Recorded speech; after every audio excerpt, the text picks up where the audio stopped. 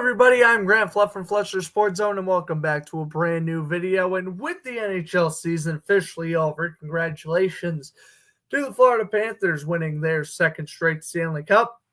And now that the draft is coming up in a couple of weeks, I figured it would be time to get into the off-season mood, try to pump a little bit more content for the channel, and a lot of things that you'll be seeing is me using tierlist.com. And today we will be tier ranking NHL number one overall picks 2003 straight through 2024. And let's get right into it with Marc-Andre Fleury. You can obviously see the tiers: future Hall of Famer, future great. Those are for the young players above average career, and of course, bust. And there is a one or two busts for sure.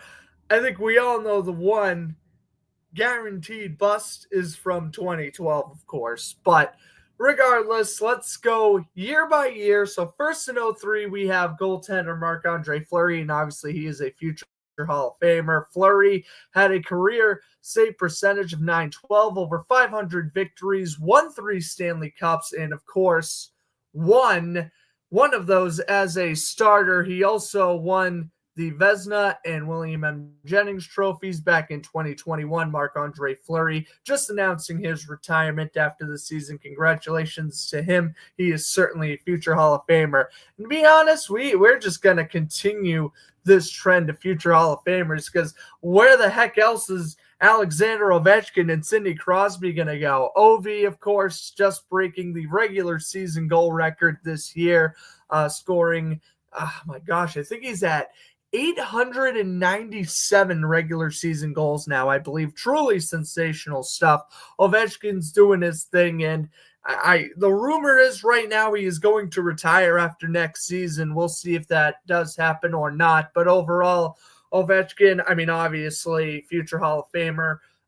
Just career trajectory has just gone completely off the charts since winning his Stanley Cup in 2018. And as for Sidney Crosby, maybe not the record-breaking goal scorer, but still arguably the best or second best player of this generation. At 37 years old, he still had 91 points last season.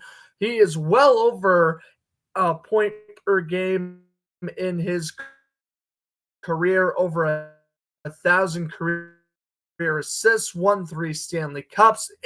Sidney Crosby, again, definitely going in future first ballot Hall of Famer. I was going to do first ballot Hall of Famer, but by the grace of God, if some players like John Tavares gets in the Hall of Fame, I don't want to call them first ballot because they may not be. Okay, on to 2000. This is 2006 now. Erik Johnson, very above average career. I liked Erik Johnson as a defenseman. He was drafted by the Blues in 2006. I remember him primarily on the Avalanche during my childhood. He's still kicking around, believe it or not.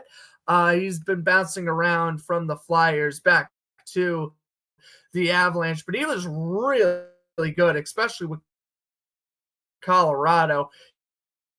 In 14 seasons with Colorado, he had 248 regular season points, and again, he in the Cup in 2022. So again, as a first overall pick, sure, 348 career points in today's day and age isn't going to get you in the Hall of Fame. He maybe didn't even make an all-star game, but Stanley Cup champion and carved out almost a 20-year career. I don't know if he's going to retire this offseason or not, but again, still very above average career for Erik Johnson.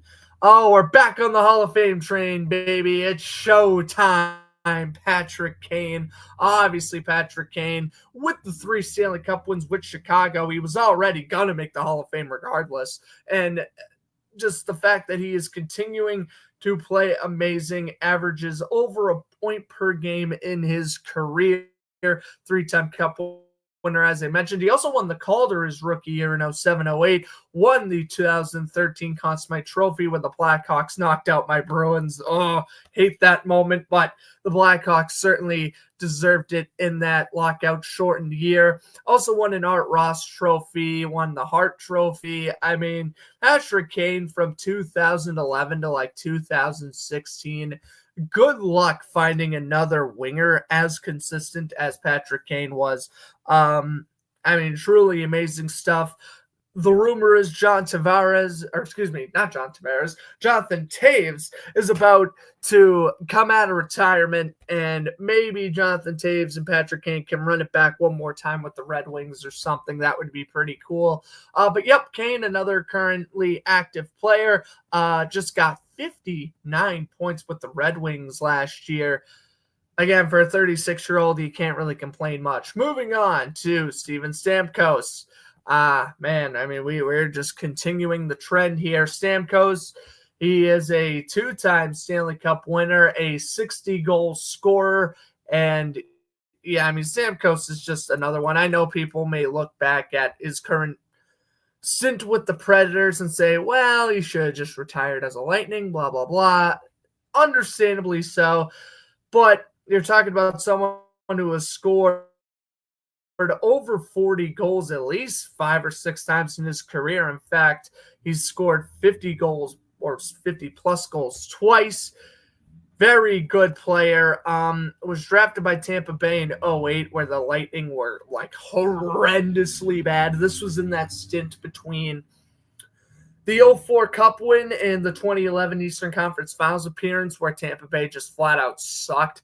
And hey, they got to draft guys like Stamkos and Victor Hedman, and they built a roster that was able to win them 2 Stanley Cups. So again, Stamkos, I know he was primarily injured in the 2021 finals run and in 2020 as well, but Stamkos did score a goal in the 2020 Stanley Cup Finals, which was, I believe, his only game he played that year. So that was pretty cool. Stamkos, yep, definitely a future Hall of Famer, over 1,000 career points. Okay, moving on to John Tavares. And this is where if I, obviously he's had above average career, but is John Tavares really a Hall of Famer? Maybe if he stayed with the Islanders, he could have been, but I don't know, man. I mean, he's got over 1,000 career points. He actually has kind of similar statistical numbers to Stamkos, believe it or not. The thing is, what's he got? I mean, yeah, he won the Art Ross, he was an all-rookie, obviously, in 2009, 2010, and he's made a couple clinching goal. If that does anything for you, of course, Tavares scored the game-winning goal against the Florida Panthers in the 2016 playoffs. I don't know if that maybe changes your mind about something. Definitely one of the most iconic goals in Islanders history, but I guess I'd have to go with Hall of Famer just because he's not done. He is a free agent this offseason. I do expect him to re-sign with the Maple Leafs, even though that probably won't be a great idea for the Maple Leafs. It'll be a great idea for John Tavares' wallet. And again, if we could just continue to play consistent for another 2 or 3 years, continue to get those 60, 70-point seasons, I do think ultimately you're going to have to put Tavares in the Hall of Fame. Not first ballot, the first one on the Hall of Fame row that I wouldn't consider a first ballot Hall of Famer perhaps, but definitely you're going to have to throw him in eventually. Moving on, we have Taylor Hall. Very above average career. The thing with Taylor Hall is that he has an MVP and he has performed well in the playoffs on a lot of big market teams. Never really brought Edmonton to the playoffs, but when he was drafted by the Oilers in 2010, but contributed with the Bruins, has contributed with the Hurricanes, has contributed with the Devils, and even had strong years with the Arizona Coyotes organization. But I can't put Taylor Hall in the Hall of Fame, at least right now. Maybe if Hall goes off, and really just goes crazy in his last couple of seasons with Carolina. Maybe we got something there. I mean, 739 points. He obviously won the Hart Ross in 17-18. But again,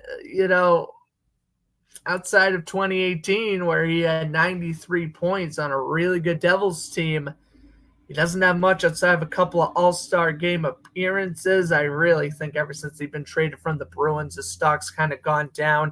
Didn't do a crazy amount with the Blackhawks. And again, is like a decent second-line winger on Carolina. Maybe it's one of those things where if Carolina wins a Stanley Cup with Taylor Hall, maybe that ring is enough to get him in the Hall. But for right now, I'm going to have to put Taylor Hall in above average career, but definitely ahead of Erik Johnson. And to be honest, I think I'm going to put the Nuge in this same conversation, Ryan Nugent-Hopkins. And it really sucks for Nuge that the Oilers have gone to back-to-back finals and lost them both. But again, this is a player that's very similar to Taylor Hall, was a member of an all-rookie team and had 49 points this year, over 700 points in his career.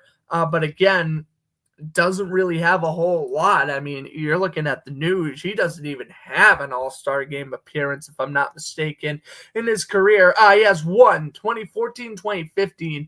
He has one and 56 points in a 76-game season. I don't know if the NHL, threw the Nuge in the All-Star game or not, because the Oilers were just that terrible for about half a decade. But again, I think the Nuge is realistically not going to make the Hall of Fame. At least Taylor Hall, there's a shot. Nuge maybe has a better shot than, say, Erik Johnson, but I can't willingly go with Ryan Nugent-Hopkins being a future Hall of Famer. Here's the bust of the video, and you knew it was coming. Yak City, baby. Nail Yakupov. Oh, my God. This guy scored a game-tying goal against the Kings, had the greatest celly in NHL history, and just sucked after this. 136 career points in 350 games. He's still currently playing in the KHL at 31 years old, but I'm not impressed with Yakupov. Has all spent time with the Oilers, Blues, and Avalanche, and he really didn't do much. 17 goals in a year is Yakupov's career high. Not good. Okay, bust there. Gabriel Landeskog. Okay. Oh boy, let's see here about Mr. Landeskog. I think you got to put him with guys like Taylor Hall and Ryan Nugent-Hopkins and above average career, Avalanche legend, absolutely. But I don't know, man. I mean, he doesn't even have 600 career points. Granted, he's been fighting injuries. He'd be probably close to 700 career points in all honesty if Landeskog didn't miss presumably the last two regular seasons. But at the same time, he has the Cup win and he has the Calder win, which is something Hall and Nugent-Hopkins don't have. But again, I don't think you can put Gabriel Landeskog in the Hall of Fame. Hall, very good though, but can't put him in the Hall. I'd probably give him the edge over Nugent-Hopkins, but not over Taylor Hall. Moving on to Aaron Ekblad. A few years ago, we are looking at a very, average career, in my opinion. But with the 2 Cup wins now, Aaron Ekblad, who I believe is also the captain of the Panthers, you got to put him in above average career now. 2-time Cup win, won the Calder, was a member of the all-rookie team. It was just a very consistent defenseman. He'll get you anywhere from 20 to 30 points a season, and he's a shutdown defenseman. He's scored over 40 points once, and he's made 4 All-Star games. So, Ekblad, very strong career.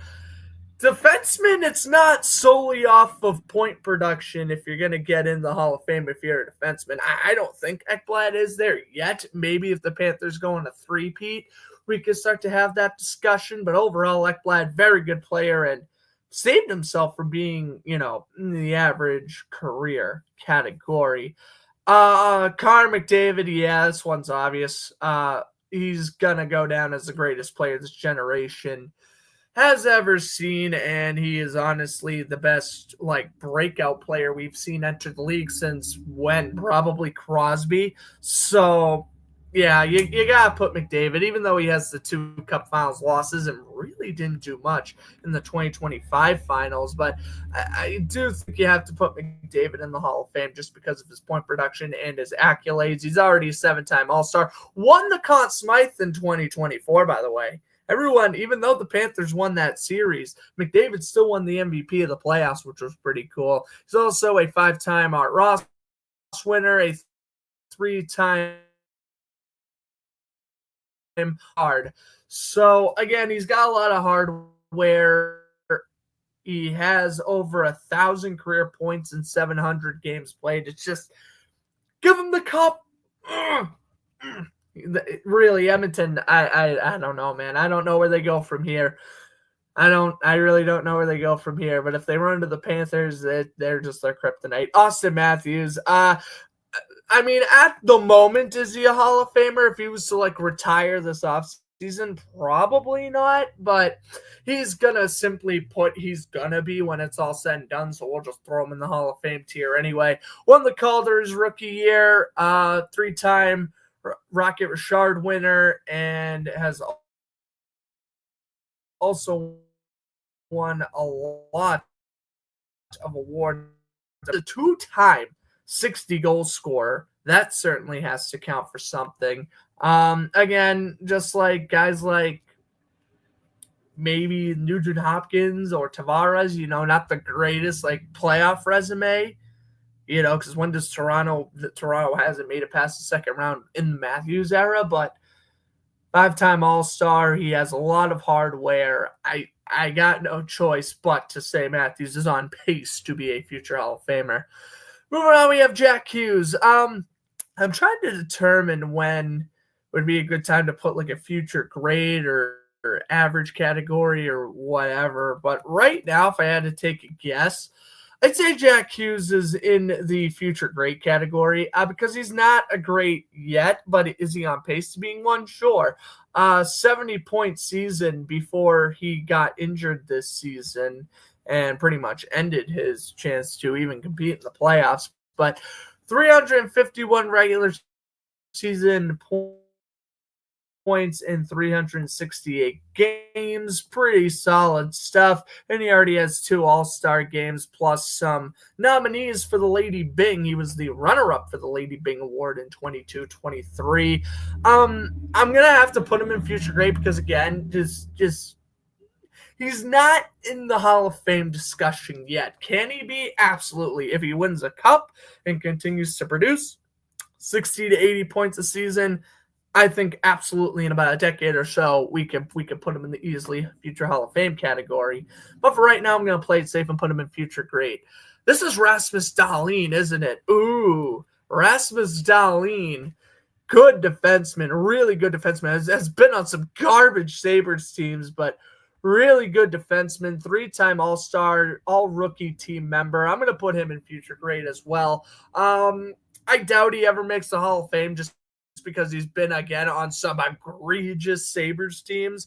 But the fact that he even has 360 career points and the fact he's even averaging, 68 points this season, which is his second highest total in his career high in 22-23, where he made 73 points, career high 58 assists. Yeah, I got to put Dahlin in future grade too. He might end up being in the above average category, though, when his career's all said and done. Nico Hischier. I think I'm going to put Nico Hischier in above average career as of right now. And it's not because I hate Nico Hischier. It's just because, over 400 career points, that's great, but he only has 1 All-Star game. He only has played 82 games in a season once. He's only clipped 80 points in a season once. So I do think you have to put – I apologize, my computer's glitching out, by the way. I think you do got to put Nico Hischier in above average career thus far. Again, not that Nico Hischier doesn't deserve it. Again, over 400 points. He has an 8-point season, but I just don't really see him becoming that future great. Alexis Lafreniere. Oh, okay. I think this is going to be our first average career. In fact, I know for a fact it's going to be Lafreniere. Decent, very decent. A lot of people were high on Lafreniere. I didn't know what to really think of Lafreniere. I didn't think he was going to be like a total bust, which he hasn't been, but I really wasn't feeling the generational talent feel from Lafreniere, so I'm fine with putting him an average. 45 points this season. He had 57, which is far and away his career high. That was last year. Maybe people thought after 23-24 he was going to have a breakout year, and the Rangers disappointed. And they had a hard time developing Capo Caco, so maybe that's why Lafreniere hasn't reached his full potential. Maybe if they move him as they're presumably about to start a rebuild, maybe he becomes better. I don't know. Owen Power, again, I think I'm going to just have to put Owen Power in the average category. I've been told I look exactly like him, and I kind of see the resemblance a little bit if I shave my with a trimmed beard, I see it. Was a member of the all-rookie team, though. Power, 111 career points in 200 games. He's doing his job. He had a career high in points this year in 40. Finished third in the Calder his rookie year, or excuse me, his second year, 22-23. So, again, not a bad career by any means so far, but I don't know if he has the point production or, quite frankly, the team, of course, being on the Sabres to really warrant him becoming this future great or whatever. Will both of these men, Lafreniere and Owen Power, eventually go in that above average career? I don't think there's a doubt, but again, it's still right now just too early in their careers to tell. We have Slafkovsky next. Man, I still to this day, I think Montreal screwed up royally. I think if Montreal drafted Trevor Zegras, we'd be having a whole different conversation. But they went Slafkovsky, which is okay. Still 21 years old. This guy, Slafkovsky's like 3 weeks younger than me, which is insane to think about. But Slafkovsky, he really had his breakout year this year, I'd say. Eclipsed over 20 goals in a season. So, I don't know, but I'm going to put Slafkovsky right now, and at least he's on pace to definitely have an above average career for sure. Just because as long as he continues to score 50 points a season, he's doing his job. And I do think there's a lot of development room for Slafkovsky again because he's only 21 years old. Lastly, we have Connor Bedard and Macklin Celebrini. Well, first for Bedard, I think we're going to put Bedard in the future great category just because we can't say he's a future Hall of Famer yet because he's only 2 years into his career, but he has been magnificent. Won the Calder, was a member of the all-rookie team, suffered an injury during his rookie year, played all 82 games this year, scored 23 goals, 67 points. I mean, he is a generational talent, and I think as long as the Blackhawks continue to build a solid team around Bedard, he will become that all-time great. I mean, he's got shoes to fill, but is that McKinnon? Did I just confuse Nathan McKinnon for Gabriel Landeskog? I'm just realizing this now. Oh, Jesus. Thank you to whoever in the live chat commented that. Oh, my God. Well, forget whatever I said about Gabriel Landeskog. I'm a goofball. That's Nathan McKinnon, and he's a future Hall of Famer. Shout out to whoever caught that in the live chat. I'm looking at that now. Oh, my God. That's embarrassing. Okay, well, let me justify my Let me justify my reasoning for Nathan MacKinnon. Why he's a future Hall of Famer? Let's see. He won the Cup. He won the Art Ross. He's won a Lady Byng. He's won a Hart Trophy. Over 1,000 career points. You get the deal. Sorry, Nathan MacKinnon. I hope you never see this. I confused you for Gabriel Landeskog. That was my bad.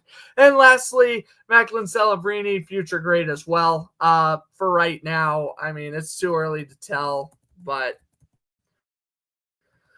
he's played decent on a Sharks team that really doesn't look that encouraging. Celebrini, I think you pair him up with Will Smith, and I think they do have the opportunity to kind of tear the league up. Celebrini, 63 points in 70 games this season, 25 of which were points. He's just such a bad spot right now, but we'll see how it goes. Right now, I'll give him the benefit of the doubt because he looked really good. And that's the tier list, folks. Every NHL #1 overall pick from 2003 to 2024. In the Future Hall of Fame category, we have Marc-Andre Fleury, Alex Ovechkin, Sidney Crosby, Patrick Kane, Steven Stamkos, John Tavares, not Gabriel Landeskog, Nathan MacKinnon. I knew MacKinnon was a #1 pick too. I don't know. Maybe the Avalanche jersey sucked me out or something. McDavid and Matthews. Matthews at least on pace to be right now. For the future great category, we have Jack Hughes, Rasmus Dahlin, Connor Bedard, and Macklin Celebrini. And above average career, we have Eric Johnson, Taylor Hall, the Nuge, Ryan Nugent-Hopkins, Aaron Ekblad, Nico Hischier, and Eric Slavkovsky. In the average career, we have Lafreniere and Owen Power. And in the bus category, no doubt, Nail Yakupov. Ladies and gentlemen, we hope you enjoyed this video. If you did, hit that like button. We are creeping close to 500 subscribers. Would really appreciate that. Thank you again for watching, and I will see you guys in the next video.